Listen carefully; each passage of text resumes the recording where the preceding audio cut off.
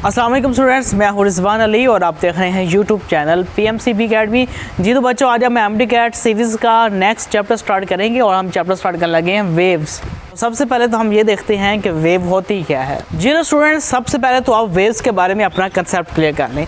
Waves क्या है? Wave simply किसी भी मीडियम के अंदर डिस्टर्बेंस होती है। जब भी हम किसी भी मीडियम को डिस्टर्ब कर देते हैं, हम कहते हैं कि यहाँ पे एक वेव पैदा हो गई है। इसलिए मैंने यहाँ पे लिखा है wave is a disturbance created in a medium. किसी भी मीडियम में जब कोई हम डिस्टर्बेंस क्रिएट कर देते हैं तो बच्चे उस डिस्टर्बेंस को हम वेव कहते हैं। तो यहाँ पर हम इसकी एक एग्जांपल ले लेते हैं। हमारे पास पानी है, पानी बड़ा स्मूथली पड़ा है। हमने एक स्टोन उठाया और पानी के अंदर फेंक दिया। अब पानी का मीडियम डिस्टर्ब हो गया, वो कभी नीचे होता है, कभी ऊपर होता है। इस तरह की क्रस्ट एंड ट्रफ्स पैदा होने शुरू हो गए उसके अंदर। हम कहेंगे ये डिस्टर्बेंस क्रिएट होगी पानी के अंदर, और उस डिस्टर्बेंस को हम कहते हैं ये वेव है।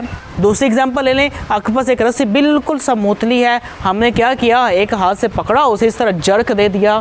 तो जैसे ही हमने उसको जर्क दिया, रस्सी का जो मीडियम था सारा डिस्टर्ब हो गया, और वो डिस्टर्बेंस आगे से आगे मुंतकिल होती जा रही है। तो उस डिस्टर्बेंस को हम बोलते हैं, इसमें वेव्स पैदा हो रही हैं और वेव्स आगे से आगे मुंतकिल हो रही हैं। तो आई होप आप लोगों का कंसेप्ट क्लियर हो गया होगा कि वेव्स जस्ट किसी भी मीडियम के अंदर डिस्टर्बेंस है और कुछ भी नहीं है। अगर हम बात करें साउंड वेव्स की, तो बच्चे हम जहाँ भी रहते हैं हम हवा से घिरे हुए हैं। तो जब हम बोलते हैं, हमारे यहाँ पर एक वोकल कॉर्ड है, वो वोकल कॉर्ड जिसे वॉइस बॉक्स भी कहते हैं, वो वॉइस बॉक्स वाइब्रेट करता है। जब वो वाइब्रेट करता है तो वो हमारी जो वाइब्रेशंस हैं वो हवा में दाखिल होती हैं, जिससे हवा के मालिक्यूल्स डिस्टर्ब हो जाते हैं। वो डिस्टर्बेंस एक मालिक्यूल से दूसरे से तीसरे से चौथे, और यहाँ तक कि आपके कान के अंदर चली जाती है वो डिस्टर्बेंस। इस तरह आवाज़ वेव की शक्ल में, यानी डिस्टर्बेंस की शक्ल में, एक मालिक्यूल दूसरे मालिक्यूल को डिस्टर्ब करते वो आपके कान तक पहुंच जाती है। तो इसे हम बोलते हैं साउंड वेव्स। जो नेक्स्ट पॉइंट मैंने लिखा है वो ये है कि waves transport energy without transporting medium. जी बहुत ही अहम पॉइंट है। जो वेव है ना, ये एनर्जी को ट्रांसपोर्ट करती है। यहाँ पे ये भी बताते जाऊँ कि सिर्फ ये एनर्जी को ट्रांसपोर्ट नहीं करती, बल्कि ये मोमेंटम को भी ट्रांसपोर्ट करती है। लेकिन मैटर इसमें ट्रांसपोर्ट नहीं होता, मैटर अपनी जगह पर खड़ा रहता है, लेकिन एनर्जी वेव्स की शक्ल में एक जगह से दूसरी जगह चली जाती है। बिल्कुल इस तरह समझ लें कि चंद मज़दूरों ने लाइन बनाई हुई है। एक मज़दूर ईंट दूसरे को देता है, दूसरा तीसरे को, तीसरा चौथे को, चौथा पाँचवें को, पाँचवा छठे को, यहाँ तक कि ईंट अपनी मंजिल तक पहुँच जाती है। मज़दूर वहीं पे खड़े हैं, मैटर वहीं पर है, डिस्टर्बेंस एक जगह से दूसरी जगह मुंतकिल हो गई है। मेरे हाथ में वो जो स्टोन था जिसको मैंने पानी के अंदर फेंका, उसमें एनर्जी मैंने यहाँ पर मसल्स के अंदर जो स्टोर एनर्जी थी वो दी। जब वो स्टोन पानी में पहुँचा तो वो एनर्जी उसने मुंतकिल कर दी पानी को। अब वो पानी वो एनर्जी डिस्टर्बेंस की शक्ल में एक जगह से दूसरी जगह पहुँचा देगा। अगर इस तरह हम रस्सी की बात करें, जो हमने रस्सी को जर्क दिया अपने हाथों से, हाथ के मसल्स की एनर्जी हमने रस्सी को दी, वो रस्सी डिस्टर्बेंस की शक्ल में एक जगह से दूसरी जगह मुंतकिल हो गई। लेकिन यहाँ पे मैटर, एटम, मालिक्यूल, पार्टिकल, किसी ने भी अपनी जगह को नहीं छोड़ा। बस इन्होंने क्या किया है, एक पार्टिकल ने दूसरे को एनर्जी दे दी, दूसरे ने तीसरे को, तीसरे ने चौथे को, चौथे ने पाँचवें को। इस तरह हर पार्टिकल डिस्टर्ब होते होते एनर्जी आगे मुंतकिल करता गया। तो आई होप आप लोगों को कंसेप्ट क्लियर हो गया होगा। स्टूडेंट्स, अब हम डिस्कस करते हैं वेव्स की क्लासिफिकेशन। हम क्लासिफिकेशन दो वे से डिस्कस करेंगे। पहला वे देख लें, हमने यहाँ पर वेव्स को क्लासीफाई किया on the basis of visibility. कौन सी विजिबल है और कौन सी विजिबल नहीं है। तो यहाँ पे हमने दो टाइप्स कर दी हैं, एक विजिबल, दूसरी इनविजिबल। विजिबल में एग्जांपल ले सकते हैं वाटर वेव्स की और स्ट्रिंग वेव्स की। इन दोनों वेव्स को हम अपनी आँख से देख सकते हैं। पानी को डिस्टर्ब होता हुआ हम देख सकते हैं, रस्सी को डिस्टर्ब होता हुआ हम देख सकते हैं। और दूसरी तरफ आ गई इनविजिबल वेव्स। इनविजिबल वेव्स में बचे साउंड वेव्स आ गई, हम नहीं देख सकते। मैं यहाँ पे मुसलसल बोल रहा हूँ, लेकिन मुझे जो हवा के मालिक्यूल डिस्टर्ब होते हुए नज़र नहीं आ रहे। यहाँ पर मैटर वेव्स को भी हम ऑब्जर्व नहीं कर सकते। अब मैटर वेव्स क्या है, तो इसके लिए हमें क्वांटम फिजिक्स में जाना पड़ेगा। क्वांटम थ्योरी के मुताबिक हर मैटर के साथ एक वेव एसोसिएट होती है। अब यहाँ पे एग्जांपल ले लें इलेक्ट्रॉन की। इलेक्ट्रॉन डायफ्रैक्शन कर सकता है। जब वो डायफ्रैक्शन करता है तो डायफ्रैक्शन तो वेव की प्रॉपर्टी है। हम कहेंगे यहाँ इलेक्ट्रॉन एज अ वेव के तौर पर बिहेव कर रहा है। वो जो वेव इलेक्ट्रॉन के साथ एसोसिएट होती है, उस वेव को हम बोलते हैं मैटर वेव। नेक्स्ट आ जाए रेडियो एंड टीवी वेव्स। तो हम घिरे हुए इन वेव से, लेकिन वेव्स को हम नहीं देख सकते, इसलिए हमने इनकी दो टाइप्स कर दी, visible and invisible. Zero students, अब हम वेव्स को क्लासीफाई करेंगे उसकी नेचर की बेसिस पर। तो वेव तो बच्चे दो तरह की है। नंबर 1 देखिएगा, मैकेनिकल वेव्स। मैकेनिकल वेव्स बच्चे ऐसी वेव्स होती हैं जिनको ट्रैवल करने के लिए किसी मीडियम की ज़रूरत होती है, वो खुद ट्रैवल नहीं कर सकती। जैसे आवाज़ है, आवाज़ हवा ना हो, एयर ना हो तो आवाज़ एक जगह से दूसरी जगह ट्रैवल नहीं करती। बिल्कुल इसी तरह है, पानी ना होगा तो पानी में वेव्स कैसे पैदा होंगी। जो रस्सी में वेव्स हैं वो रस्सी के बगैर पैदा नहीं हो सकती। पानी मीडियम है, रस्सी मीडियम है, ये बच्चे सारी की सारी आपके पास मैकेनिकल वेव्स है। तो दूसरी तरफ वो वेव्स हैं जिनको मीडियम की बिल्कुल ज़रूरत नहीं होती, जिन्हें हम बोलते हैं इलेक्ट्रोमैग्नेटिक वेव्स। ये बच्चे दरअसल दो फील्ड्स पर मुश्तमिल होती हैं। एक फील्ड है इलेक्ट्रिक फील्ड और दूसरी फील्ड आपके पास है मैग्नेटिक फील्ड। तो ये दो फील्ड्स पर मुश्तमिल होती हैं। इलेक्ट्रिक फील्ड मैग्नेटिक फील्ड को क्रिएट करती है और मैग्नेटिक फील्ड इलेक्ट्रिक फील्ड को क्रिएट करती है। इस तरह एक फील्ड दूसरे फील्ड में कन्वर्ट होते होते एक जगह से दूसरी जगह ट्रैवल कर जाती है। इसकी हम एग्जांपल लेते हैं। जो सूरज से लाइट अब तक पहुंच रही है, जो लाइट वेव्स है, सिर्फ सूरज वाली नहीं, आपकी ज़मीन वाली भी, यानी आपके जो लाइट बल्ब्स है, एलईडीज़ है, तो जितनी भी लाइट्स है सारी की सारी इलेक्ट्रोमैग्नेटिक वेव्स है। रेडियो वेव्स ये भी आपके पास इलेक्ट्रोमैग्नेटिक वेव्स हैं। आपकी फ़ोन कॉल्स करवाने के लिए, मैसेजेस ट्रांसपोर्ट करवाने के लिए तो यही रेडियो वेव्स का इस्तेमाल किया जाता है। देने किसी मीडियम की ज़रूरत नहीं होती। ठीक है, नेक्स्ट आपके पास आ गए हीट वेव्स। इन्हें भी मीडियम की ज़रूरत नहीं होती और लाइट वेव्स को हम ऑलरेडी डिस्कस कर चुके हैं। तो ये बच्चे सारे के सारे आपके पास इलेक्ट्रोमैग्नेटिक वेव्स हैं और भी बेशुमार एग्जांपल इलेक्ट्रोमैग्नेटिक वेव्स की।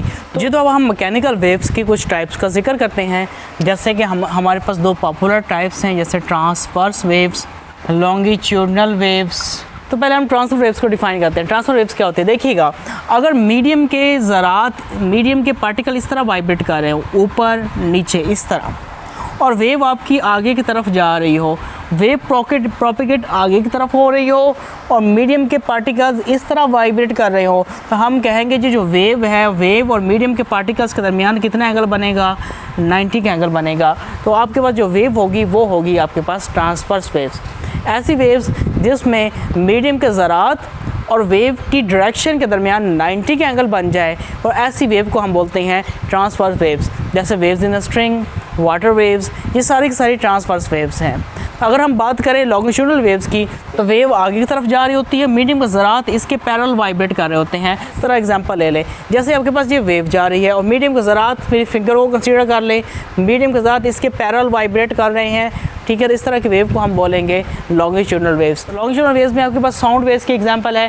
साउंड वेव्स आपके पास एक लॉन्गिट्यूडनल वेव्स होती हैं। अब हम डिस्कस करेंगे प्रोग्रेसिव वेव्स और इनका दूसरा नाम है ट्रैवलिंग वेव्स। बच्चे ऐसी वेव्स होती हैं जो अपनी पल्सेस को सराउंडिंग में डिस्ट्रीब्यूट करती हैं ख़ास डायरेक्शंस में, तो ऐसी वेव्स को हम बोलते हैं प्रोग्रेसिव वेव्स। जैसे हम एग्जांपल ले लें वाटर वेव्स की, हमने पानी के अंदर स्टोन को फेंका तो वहाँ पर जो वेव्स पैदा हुई उसने अपने पल्सेस को डिस्ट्रीब्यूट करना शुरू कर दिया। हम कहेंगे ये वेव्स कौन सी हैं? ट्रैवलिंग वेव्स होती हैं।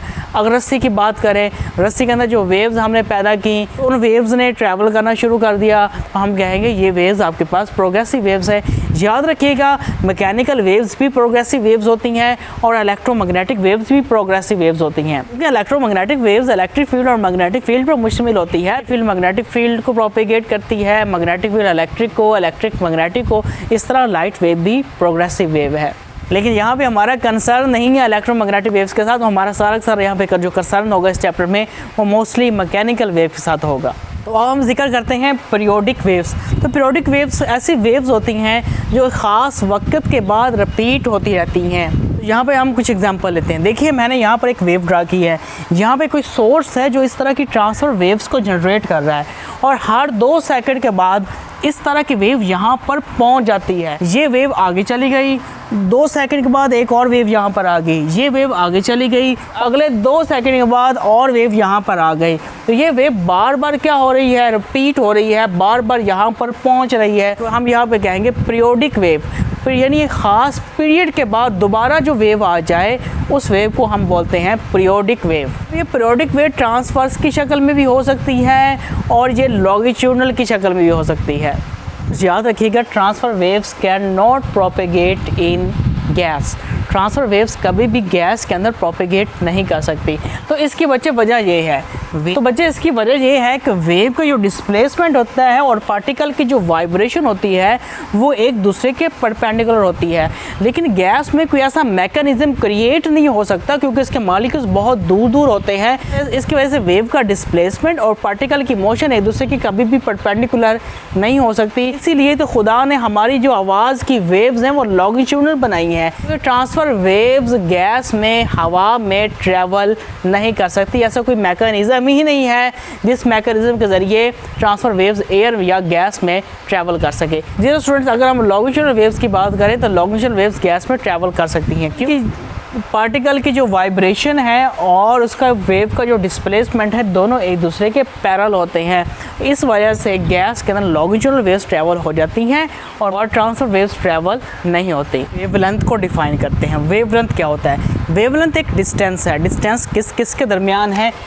एक क्रस्ट से लेके दूसरे क्रस्ट के दरमियान जो डिस्टेंस है बच्चे, हम उसे बोलते हैं वेवलेंथ।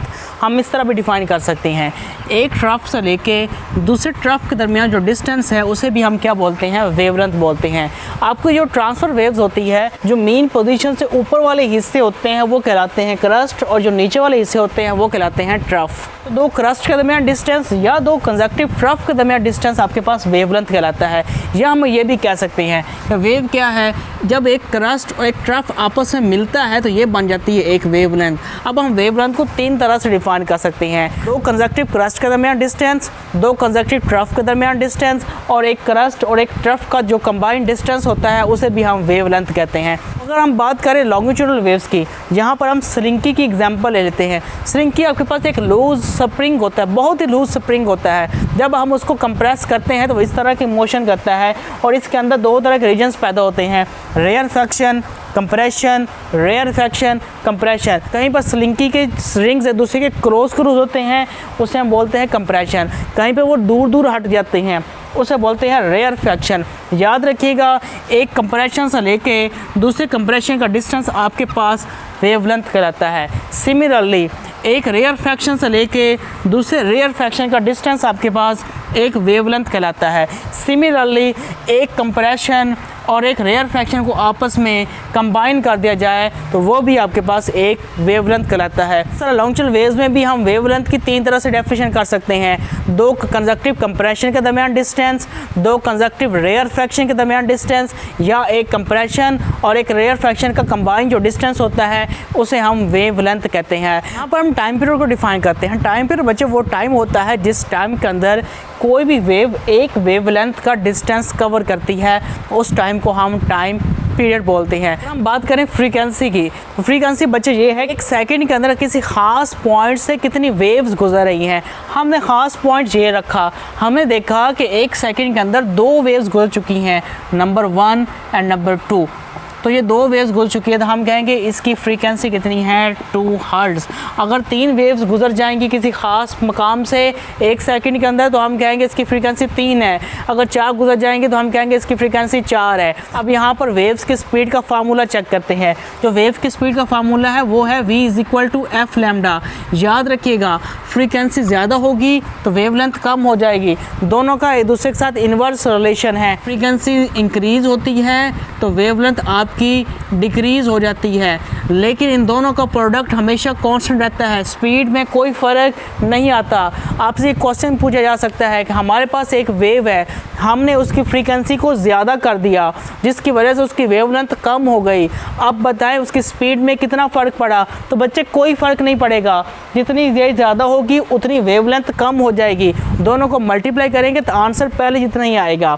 अब यहाँ पर हम इन phase and out of phase का कंसेप्ट क्लियर करते हैं। सबसे पहले देखिएगा इन फेज़ का कंसेप्ट क्या है। अब देखिए मैंने यहाँ पे 3 पॉइंट्स बनाए हैं, ए, बी और सी। देखिएगा जो ए और बी है मैं कहता हूँ ये दोनों फेज़ में हैं।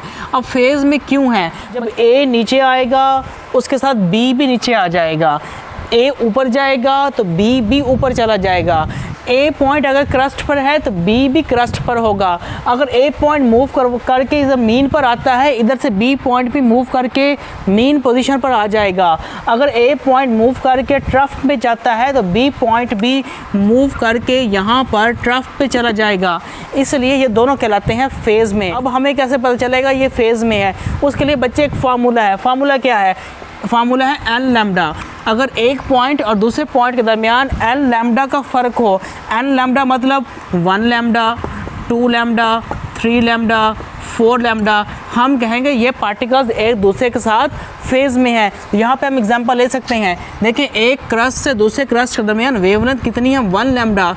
इसका मतलब है ये दोनों आपस में फेज़ में है, आउट ऑफ फेज़ नहीं है। तो अगर यहाँ पर हम एक और पॉइंट ड्रा कर लें, यहाँ पर इसे कह लें डी, तो वहाँ ए और डी बताएं फेज़ में है या नहीं। इनके दरमियान वेवलेंथ चेक कर ले।